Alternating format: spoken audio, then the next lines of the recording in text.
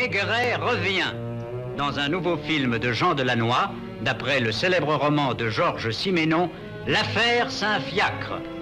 Ils sont beaux, les derniers Saint-Fiacre. Ils sont frais. Un ivrogne un peu escroc et une fille bigote qui s'envoie des gigolos. Une affaire comme jamais Maigret n'en a connu au cours de sa carrière. Une affaire qui le bouleversera.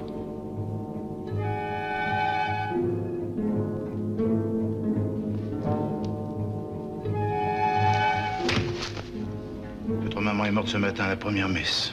Mais je peux vous assurer qu'elle n'a pas souffert. Pas souffert? Un accident navrant? Non. Pas l'accident, un crime.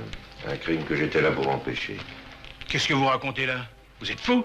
Un crime extraordinaire commis par le plus étrange des assassins. Va-t-il pour la première fois mettre en échec le célèbre commissaire? Et vous, vous deviez agiter le grelot, flétrir la débauche, monnayer les absolutions contre les mea culpa, les hosties contre les secrétaires. Eh bien, répondez-moi, dites-moi que ça n'est pas vrai. Mais dites que non! Vous connaissez l'assassin, n'est-ce pas? Dieu le connaît. Dieu le connaît, mais Maigret le découvrira. Il le découvrira parce qu'il a été enfant à Saint-Fiacre. Et pour monsieur, qu'est-ce que ça sera? Un redoudou à 3 sous, mon tata. Jules!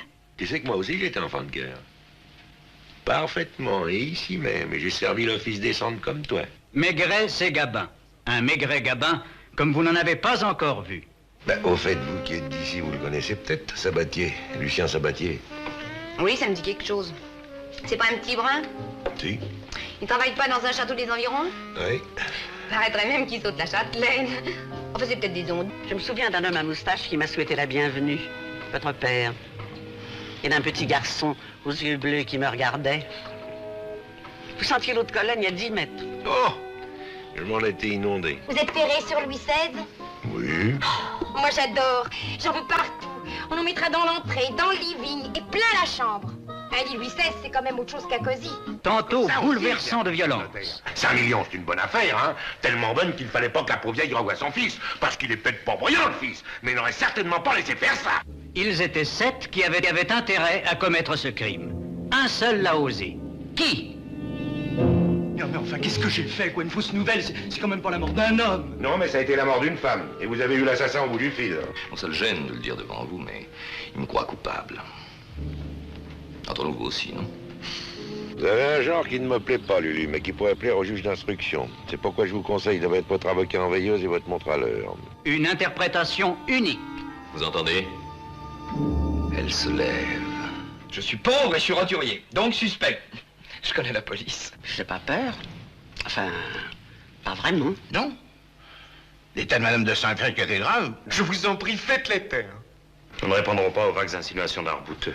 L'affaire Saint-Fiacre. Un livre de Georges Simenon, un film de Jean Delannoy, un dialogue de Michel Audiard, une création magistrale de Jean Gabin. Un film que vous voudrez voir et revoir.